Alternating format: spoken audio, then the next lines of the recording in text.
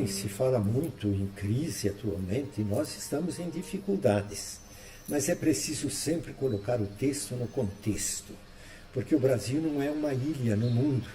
Nós estamos, no fundo, numa crise do regime, do sistema capitalista liberal, que atinge muitos países. Não precisamos ir muito longe.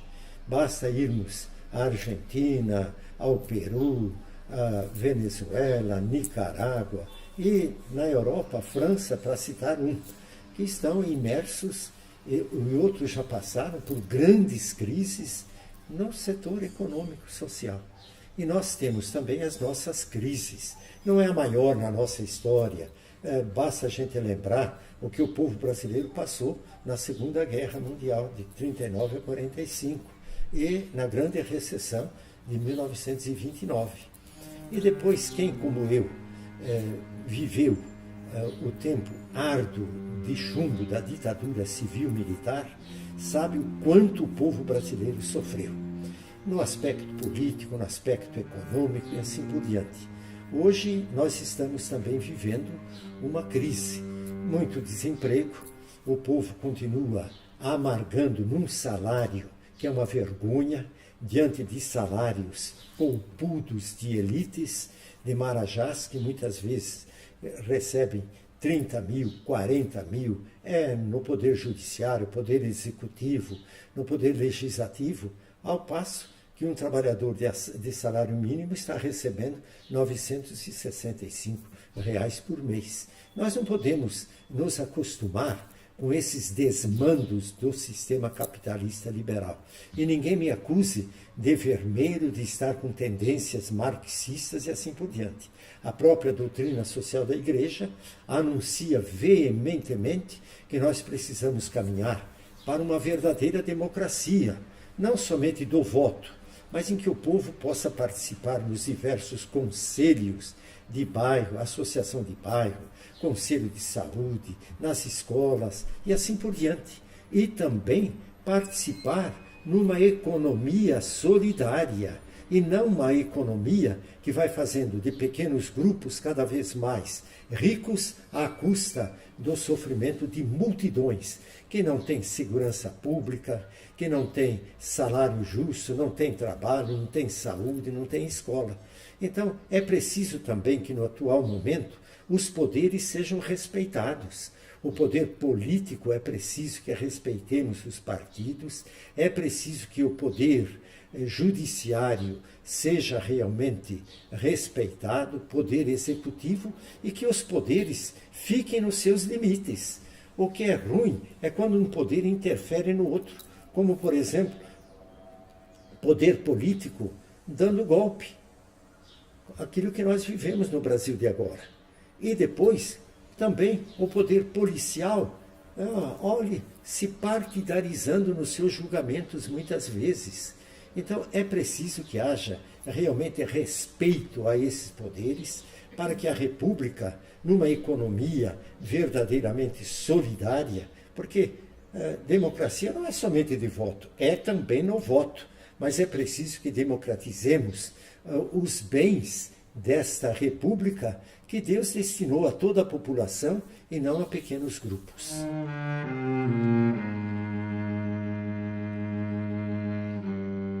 Não, sinceramente não, porque em 64, o que houve uma organização, uma orquestração, o mundo estava bipolarizado. De um lado, o capitalismo liberal e de outro lado, o comunismo. Agora, nós estamos, então, num outro nível, numa outra época, e que não há clima para um domínio maior, se bem que sempre corremos o risco. Há uma tendência fascista, há uma tendência realmente, olhem, de mascarar, há uma hipocrisia. Fala-se tanto de democracia e nós temos que defender a democracia nos amplos campos da participação popular. A começar, insisto, da democracia dos bens, numa economia solidária. Como é que nós vamos falar em autêntica democracia quando poucos detêm todo o poder nas mãos à custa de um povo que está à margem? É preciso que haja, sim, segurança pública, que a polícia, o poder policial, seja respeitado. Nada de colocar arma, por exemplo, na mão de uma criança, ou de pensar que nós resolvemos os problemas de segurança pública armando a população, ou fazendo com que o poder militar, tão importante, as gloriosas forças armadas, elas fiquem no seu papel e que não precisem ser convocadas para os morros do Rio de Janeiro, que nós estamos sabendo que tem sido um fracasso a sua presença.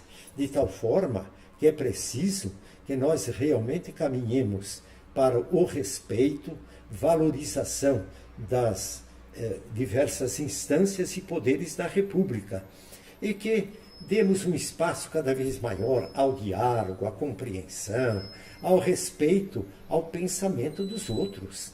Nada de fascismo, nada de nazismo disfarçado num poder que vai se penetrando, vai fazendo com que as pessoas fiquem violentas. A troco de quê? Vamos respeitar o pensamento de outros e cuidar. Estamos também no segundo turno de eleições. É preciso que a gente analise os valores daqueles que se propõem a receber o nosso voto. Muitas vezes pessoas que não respeitam as minorias, que atacam a população negra, os índios, que não são favoráveis à reforma agrária e outras reformas fundamentais que atinjam não o povo simples, não o povo assalariado, que já está demais sacrificado, mas sim aqueles que são os marajás na República.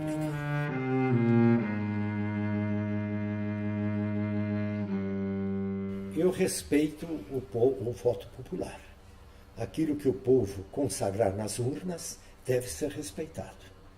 Eu prego e anuncio para o meu colega eleitor e eleitora que nós precisamos estar atentos aos valores, aqueles que respeitam realmente a República, aqueles que não apelam simplesmente para as armas, mas aqueles que valorizam o respeito ao poder policial. É preciso que a polícia seja melhor preparada, adequada e tenha meios. Aqueles que defendem a reforma agrária, num país continental como este, nós temos populações que querem trabalhar a terra e não têm terra. Aqueles que defendem o direito à propriedade particular, não de poucos, mas de todos, porque o direito à propriedade particular é um direito, inclusive a doutrina social da Igreja o defende, mas a propriedade particular tem que ter uma função social. Quando a propriedade particular é assambarcada por poucos, como a terra, muitas vezes até em cidade, e na zona rural, então, é uma calamidade, é um povo despojado. Então nós temos que estar atentos a candidatos que não defendem esses valores, não vamos dar o nosso voto, não. A partir de 2019, o cartão de visita do produtor rural para o MST vai ser um cartucho 762 de fuzil. Mas candidatos que defendem os povos indígenas, defendem a reforma agrária, defendem realmente o respeito aos mais diversos poderes da República e não a invasão de um poder em cima de outro, cometendo desmandos como nós temos atualmente na República.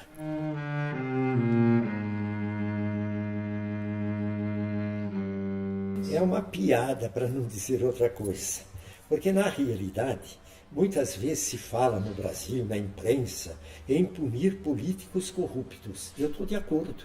A corrupção é um mal e precisa ser combatida tenazmente e seriamente. Somente que não bastam acusações em delações para pessoas se verem livres da própria prisão, mas precisa que os acusados tenham ampla defesa e que apresentem realmente argumentos dados para que eles possam ser presos, no caso, depois de julgamento justo, e não de precipitação. A imprensa está a serviço, a grande imprensa está a serviço do poder econômico. Ela defende simplesmente não os interesses da verdade, da verdadeira democracia, mas os interesses dos grupos econômicos. E quem está mandando e desmandando é o poder econômico. Por exemplo, um político é corrompido, mas é corrompido por quem? Pelo poder econômico. Então esse poder econômico é que é preciso ser levado também a julgamento e não ficarmos simplesmente no fim da corrupção. E depois que aqueles que corrompem, eles sejam exemplarmente punidos. Ora, aqui no Brasil atual, a polícia tem uma pressa de prender certos políticos e deixam outros que têm acusações gravíssimas em plena liberdade. Mas que justiça é essa? É claro que parte do poder policial também foi partidarizado. Isso nós não podemos admitir numa república que se preze.